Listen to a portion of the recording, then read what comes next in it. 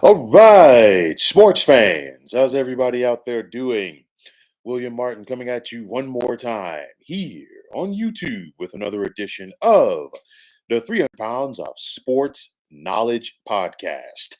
Now, the continuous alterations to the college football playoff format just simply keep on coming. This time, it's in the form of seeding.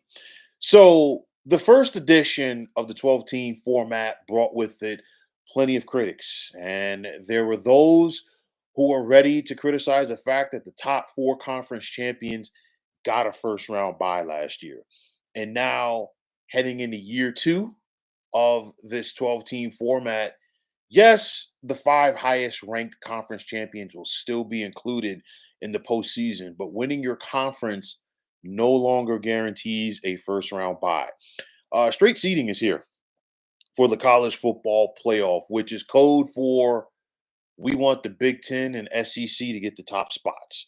You look at it, the power brokers of college football, in my opinion, were not happy. And this is not the first time I've said this. Okay. They were not happy that Boise State got a first round bye last year. Okay.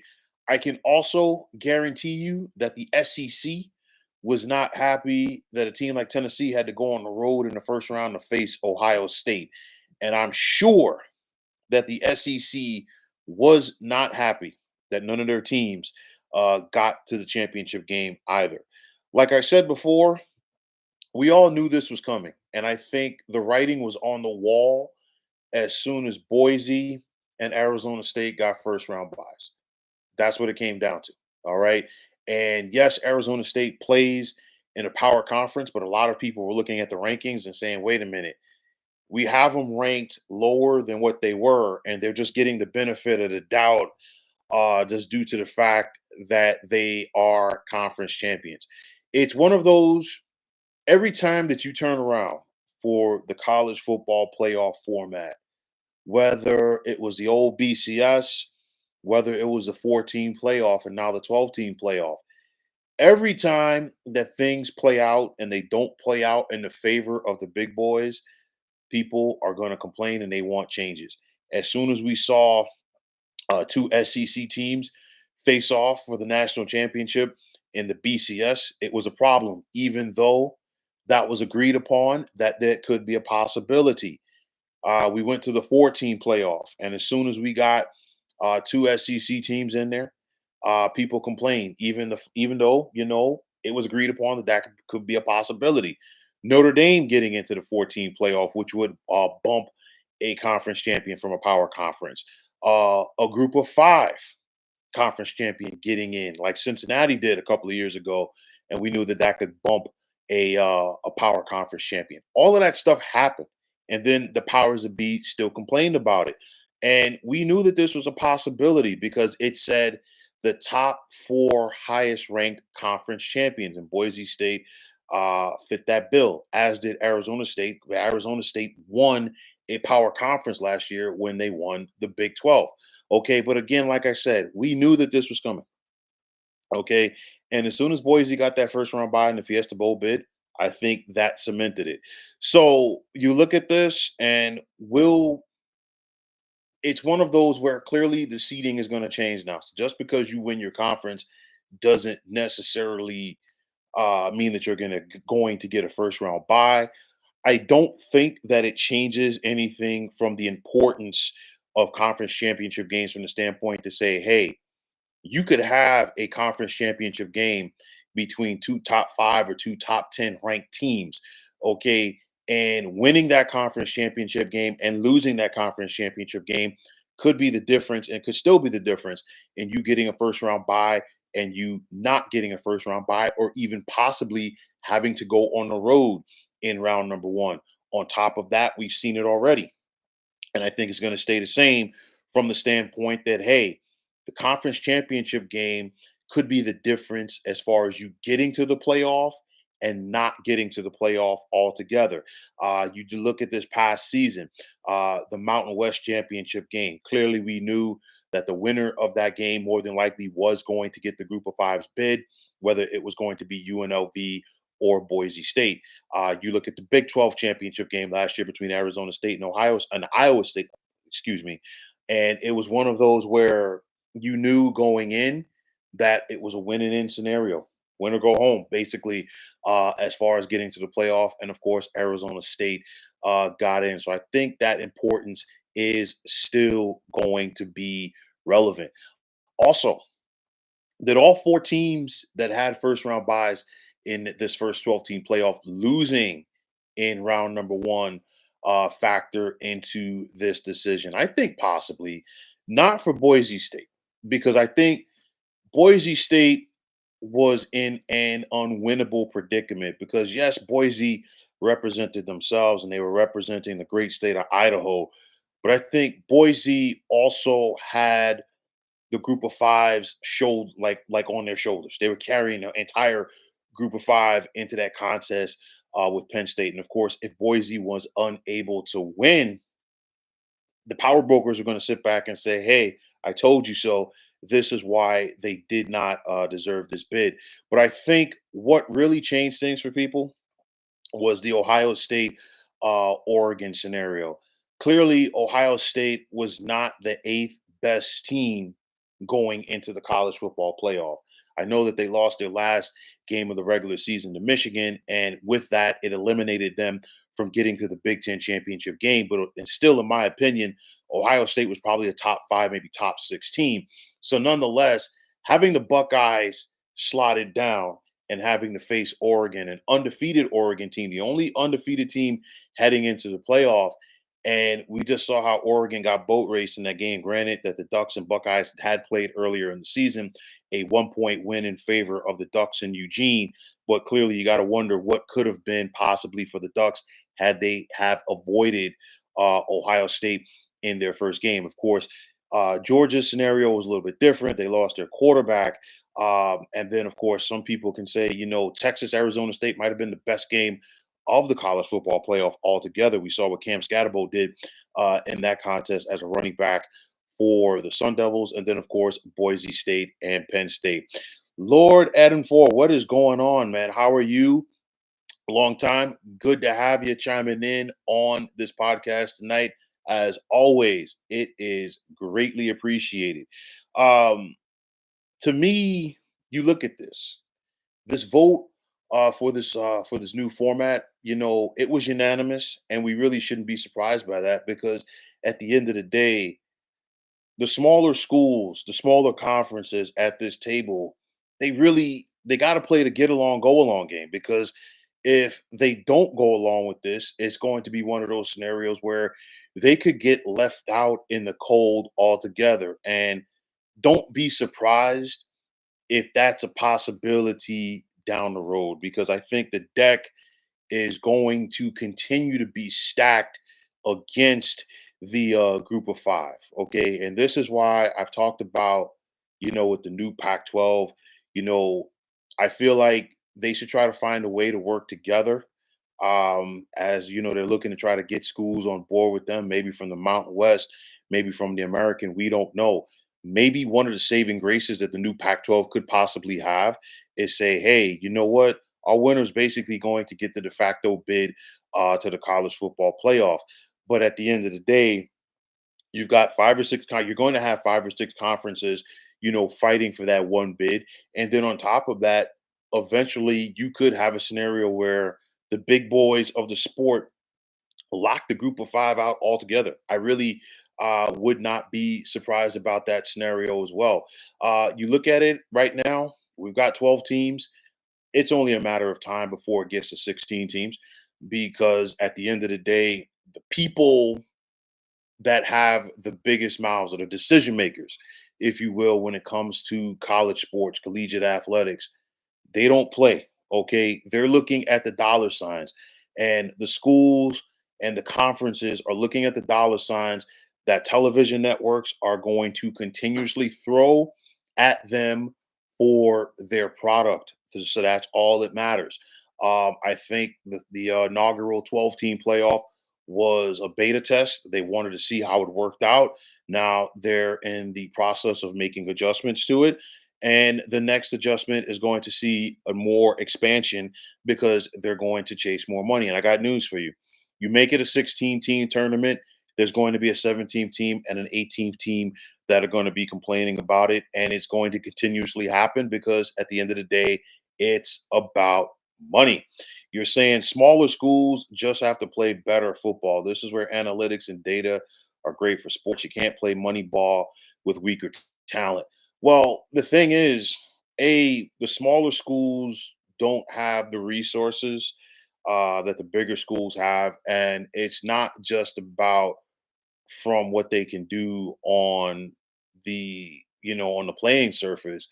You look at it right now in this world of the NILs, game changer. Okay, so Wyoming is not going to have the same budget for their NILs like a Tennessee. Okay, East Carolina is not going to have the same budget for their NILs like a Miami or a Texas. And then the other problem that a lot of these smaller schools are running into, you develop the kid for a year or two, he shows promise, and through the transfer portal, he has an opportunity to leave and go to a bigger school because they're going to offer him much more NIL money than the smaller school is going to give him. And at the end of the day, unlike it is in professional sports, when these kids leave a smaller program to go to a bigger program, there's no compensation, going back their way. It's not like you're getting draft picks or scholarships or money, anything like that. No, they're just being left high and dry, and that's the biggest gap right now for collegiate athletics is the transfer portal and the NILs and how it affects the smaller schools more than the bigger schools because at the end of the day, they simply just don't have the budget to keep up with these guys, and that's something that definitely has to be addressed sooner rather than later. I keep talking about this when it comes to collegiate athletics, especially college football, because college football runs the show collegiately. The gap between the haves and the have-nots is only going to continue to get bigger. Okay, and I think right now changing the seating format, does factor into that somewhat. Like I said before, and I'm not trying to sound like a broken record, but we knew that this was coming. Okay, nobody should really be surprised by this. They're going to continue to tweak this thing, and they're going to continue to do what they feel is necessary uh, to make this format the way that they want to make it.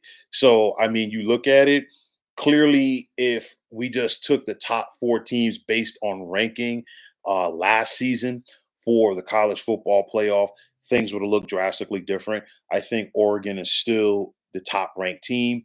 Georgia's probably in there at number two.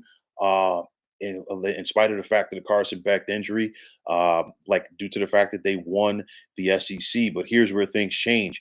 I think Notre Dame might have been a top four team. Um, Penn State probably would have been a top four team as well, based on their ranking at the end of the season. And things would have been changed around a little bit. You probably would have had Boise maybe as an 8 seed or a 9 seed. Arizona State maybe coming in as a 10. So we don't know what could have been for that scenario, but we do know what it's going to be like going forward. And again, like I said, this is something where the Big Ten and the SEC are calling the shots. And I know that the Big 12 and ACC are still power four leagues. But when it comes to the decision making in regards to college football, the ACC and the Big 12 are basically in the same boat as the group of five or group of six, just due to the fact that, you know what, they're at the mercy of the SEC and the Big Ten. It's just the nature of the beast. Business move that we should not be surprised came down the pike. It's the first of several changes that are coming to the college football playoff. Again, like I said before, it's only a matter of time before this thing gets us to 16. The powers that be just simply looking at it and they're saying, hey, you know what? It's too much money for them to leave on the table in their minds to stay at 12. But nonetheless, straight seeding for the college football playoff next season. Yes, conference champions, the top four, top five, still get into the field, but they might have to do it the hard way. It's just the nature of the beast. But at the end of the day, college football is a business, just like the rest of them. Lord Adnafar, you're saying, how is the TV money shared? In European sports, we got a parachute, we have parachute payments to help weaker teams' salaries. Here's where it gets interesting because um, professionally, okay, it's a little bit different. Professionally, NFL, NBA, MLB, whatever, you have that wonderful thing that's called revenue sharing. So a big market team that plays in New York City can help out a smaller market team that maybe, for an example, plays in a Milwaukee. College wise, you don't have that. The only form of revenue sharing that there is if you get a Central Michigan traveling to play a Florida. Okay, Florida will pay them for coming there for that game. Okay, but outside of that, there isn't any revenue sharing. Now, here's where things get tricky for the college football playoff. If you make the playoff for the SEC, and the further you advance, per each round, there's more money at stake. But as a conference, you have to share that money with everybody in your conference. This is why, and I addressed this last year, I said Notre Dame will never join a conference now. Why? Because we just saw Notre Dame get to the championship game of the college football playoff. Each round that Notre Dame advanced, they got themselves more money. But unlike everybody else, Notre Dame, since they're a football independent, they don't have to share that bread with anybody. So, like I said, they are going to continue to be independent. Shrewd business move, but at the end of the day, in collegiate athletics, it's dog eat dog, and everybody's for themselves. And that's why I think eventually college football is going to have a problem because if there isn't revenue sharing like it is at the pro level, especially when it comes to the crazy TV money that we're seeing right now, the power of the NILs, you name it, something's got to give, or else the small guys are not going to be able to compete. To your point, we've already seen it from a basketball standpoint. This just a couple of months ago, St. Francis from PA, from Pennsylvania, they won the Northeast Conference in men's basketball. They got the conference's automatic bid to the NCAA tournament, and they got a couple of bucks out of it, for getting to the big dance. But with that said, St. Francis has decided that they're going to go to Division 3, which is cheaper because it's getting tougher and tougher for the smaller schools to keep up, especially in this NIL era. But nonetheless, college football, the money continues to boom. It's a cash cow. And like I said, that's why they're making this change right here. Part of it, in my opinion, with the seating.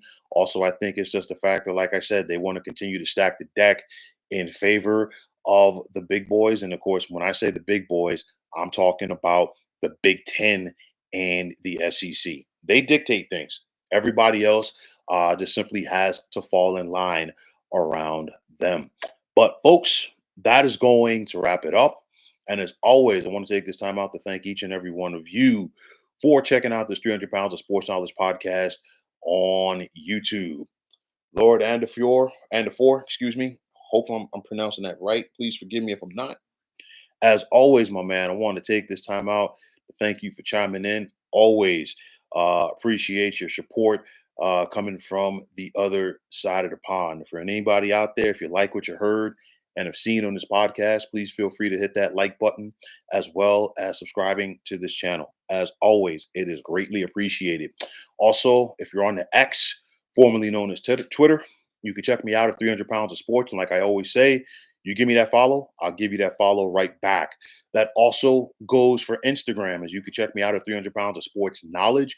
You give me that follow, I'll give you that follow right back as well. Also, you can check us out on Facebook at the Sports Depot 365.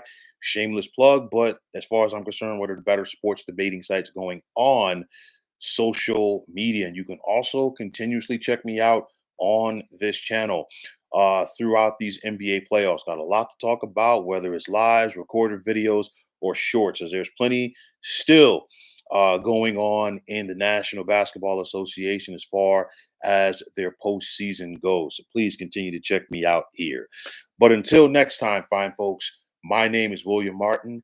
I'm signing off and I'm saying thanks once again for tuning into the 300 Pounds of Sports Knowledge podcast here on YouTube.